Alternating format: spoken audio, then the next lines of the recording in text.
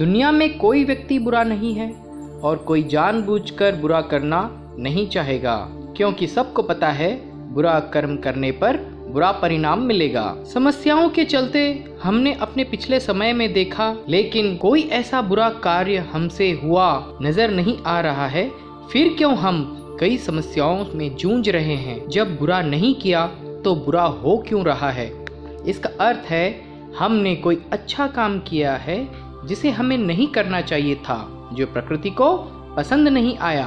अब यह कैसे पता चले वह कौन सा कार्य है जिसे हमें नहीं करना चाहिए था या नहीं करना है? इसकी जानकारी वास्तु भविष्य से पर्सनल अपना नाम, जन्म तारीख, जन्म समय और जन्म स्थान का सही विवरण देकर भविष्य दर्शन लाइफ गाइड मंगवाकर उसमें देखकर उसके निवारण करके अपने जीवन को सुखमय बनाएं। जन्म कुंडली हॉरोस्कोप में किस ग्रह की स्थिति के समय जीवन भर के लिए या वर्ष फल में 1 वर्ष के लिए हमें क्या नहीं करना चाहिए और क्या करना चाहिए, इसकी जानकारी वास्तु भविष्य द्वारा संपर्क करके ले सकते हैं। जो ग्रह शुभ होकर स्वराशि का या उच्च राशि में हो, उस ग्रह की वस्तुओं का दान नहीं करना चाहिए। मंगल शुभ होकर तृतीय दशम भाव में हो तो मिठाई, लाल मसूर नहीं बांटना चाहिए। यह वस्तुएं गाय को भी नहीं खिलाना चाहिए। शनि तृतीय सप्तम दशम भाव में हो तो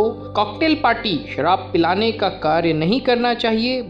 शुक्र सप्तम भाव में सेंट, डियो, परफ्यूम, फूल, बुक्के, गुलदस्ते देने से हानियों का सामना करना पड़ेगा। चंद्र द्वितीय चतुर्थ भाव में हो, मोती, चांदी, दूध का दान नहीं करें। बुध षष्ठ या सप्तम भाव में हो, पेन लिखने में प्रयोग लेने वाला कलम नहीं देना चाहिए। गुरु चतुर्थ नवम में पुस्तक का और पीतल, स्वर्ण का दान नहीं करना चाहिए।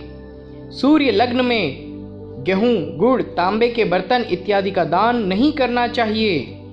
शुक्र गुरु सप्तम भाव में हो तो नए वस्त्र का दान साधु, सन्यासी, पुजारी, किसी धर्म के मठाधीश को बिल्कुल नहीं देना चाहिए। आप स्वयं धनहीन और वस्त्रहीन हो जाएंगे। धर्म का ध्वज लेकर धर्म प्रचार का कार्य अत्यंत अहितकर होगा। चंद्र षष्ठ भाव में सार्वजनिक दूध, जल, गाय का दान नहीं करना चाहिए।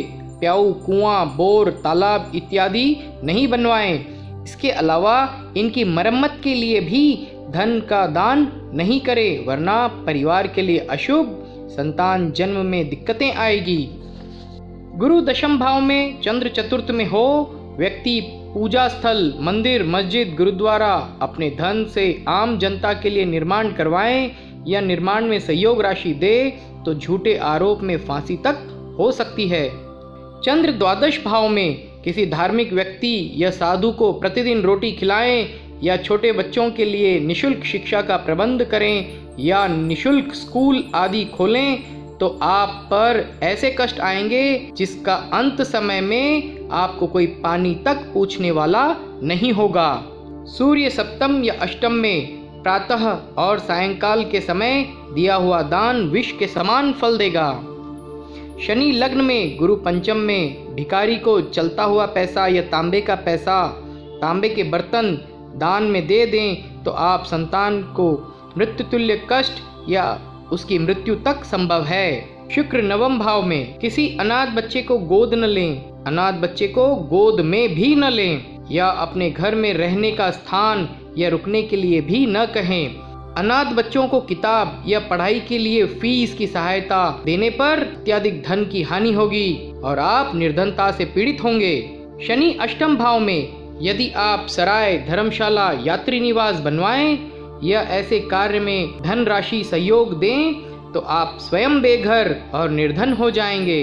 राहु लग्न तृतीय सप्तम नवम भाव में हो, कन्यादान के समय चांदी की ईंट 20 से 100 ग्राम की उस कन्या के दिए हुए दहेज के बक्से में रखकर उसके साथ विदा करें। ऐसा न करने पर कन्या का वैवाहिक जीवन दुखमयी रहेगा। अष्टम और द्वादश भाव में स्थित ग्रह परस्पर एक दूसरे के शत्रु और द्वितीय भाव खाली हो तो मंदिर, धर्म स्थान के अंदर जाने से अत्यधिक हानियों का सामना करना पड़ेगा। शनि द्वितीय में किसी भी भिखारी को पैसा बिल्कुल दान न दें। शनि द्वितीय या द्वादश भाव में निर्माण कार्य के दौरान लेबर मजदूर की मजदूरी रोक लेना अत्यंत अहितकारक होगा। अज्ञानता में हमारे द्वारा हो गया उसका परिहार वास्तु भविष्य द्वारा भविष्य दर्शन मंगवाकर या लेकर क्या करना है उपाय, जिससे सुख समृद्धि की प्राप्ति हो और दुख पीड़ाओं से मुक्ति।